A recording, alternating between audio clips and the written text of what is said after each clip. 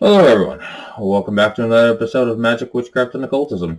This is episode 9 on the Three Minds. Now, before we begin, please remember to like, share, subscribe, and click the little notification bell so you never miss an episode, so I stop getting lost in the YouTube algorithm, as I'd really appreciate that. Now, let us begin. The conscious mind. The conscious mind concerns itself with the here and now, our goals, and how we intend to effectively achieve our goals, as well as the problems that we all face in our day-to-day lives.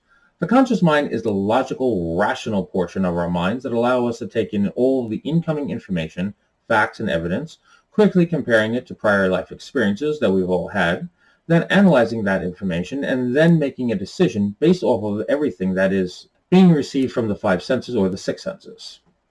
Then taking appropriate action or the appropriate reaction to any given situation. The mind is able to do all of this within a few seconds, faster than the time that it takes you to snap your fingers. Some problems or challenges, on the other hand, take time to come to a wise decision. This is not the mark of indecisiveness. Instead, this is the mark of wisdom. To be able to stop and carefully consider many different options, weigh pros versus cons, instead of making a rash decision in the moment that you may come to regret later.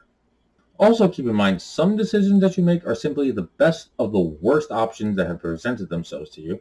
In this case, it's often said that a problem is a solution in disguise.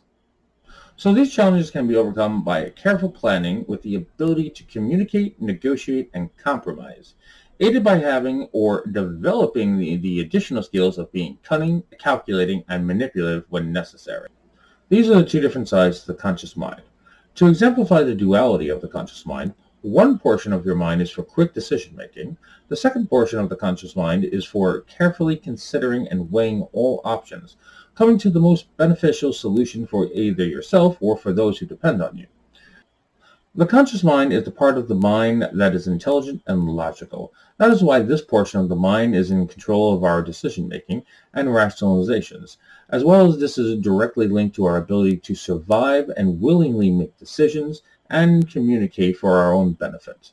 Now, it's worth mentioning that the conscious mind only contains about 5 to 10% of our conscious memories and about 10 to 20% of our overall perception, or what can be considered our conscious awareness of our surroundings and our interaction with other people. Since the conscious mind consists of only 5 to 10% of everything in our waking memory, this can be broken down into 3 separate but equally important parts. The first is the surface or the short-term memory. The second is the long-term memory or long-term memory recall. The third is cognitive function. Now, how does the conscious mind attain the realization of our aspirations? And that is through 4 simple sublime processes. The conscious mind is able to process all of this incoming information. First, through identification of incoming information. Second, through comparison of what we've already experienced in our lives. Third, through analyzation and categorization. Fourth, deciding on the appropriate action or reaction to any given situation we might find ourselves in. The conscious mind is sometimes considered the mundane mind because, as you can see, is responsible for mundane decision-making that goes into daily life.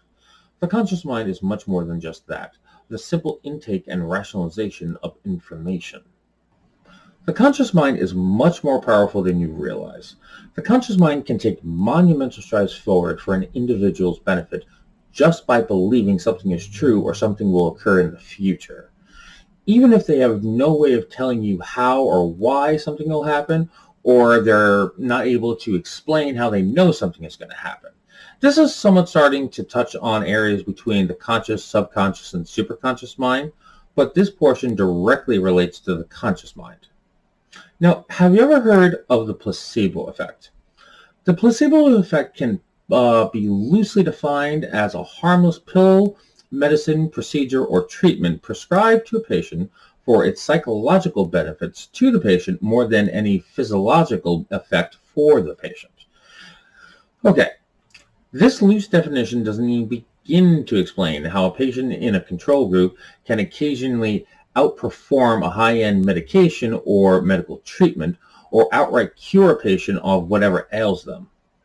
Just because a person believed and kept a positive attitude, perhaps with the aid of an affirmation. Affirmations are very powerful things, and you need to be, the only way you can really use an affirmation is with the conscious mind, because you have to consciously say these things to yourself, but we will get to that in time. Now, such as I will beat this, or I'll get better, or this disease won't be the end of me.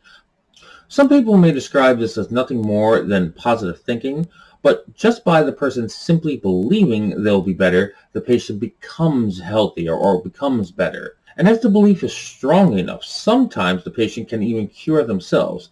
There's an old adage, where the mind goes, the body will follow. Doctors and scientists always write this off as the patient would have gotten better regardless of what treatment was given, or they were misdiagnosed, or something to this effect, discounting the very obvious magical effect that was achieved through nothing more than belief in themselves, belief in they would become better. Now, this can also be seen as belief in prayer and God healed you, or any God healed you, or belief in your magic, your craft, your incantations, and your rituals work to heal you, or someone else was able to heal you through, let's say, Reiki. This is why belief is a powerful thing. Belief does not require proof for it to work. That's what makes belief powerful. Now, if we apply that same logic to the practice of magic, what will you be able to do with your craft? Now, let's keep some things in mind here, or something that I want you to consider. How does magic work? Magic works on the function of belief. Because you believe in this ritual, it'll work, and it'll attract these things, and it'll manifest in your life in different ways. If there's something that's physically impossible, you can change it just by believing it's true. Now, it doesn't happen with everyone, and sometimes it depends on individuals and circumstances to a certain degree, but magic is a powerful thing, and your mind is a powerful thing. Just by believing something is true can make it true. So, something to keep in mind. Now, everything beyond this point starts against my own personal philosophy on the three minds, or the conscious mind, as I relate the conscious mind to the seven chakras, as it is just a different side of the coin, a different way of looking at it. Now, I'm not sure if you all want me to go into my personal philosophy on this, because what I've given you up to this point is what can be generally considered correct, and by most practitioners or most philosophies on the three minds, or in this case, the conscious mind. So if you want me to go into greater detail on my personal philosophy and how I view this area, please leave that in the comment section below, and then I'll do a second part to this. Now, I'm already long since over my time, but I didn't want to necessarily do some two set parts. So as always, I'm going to wish you all the best of luck with your research, and go in peace.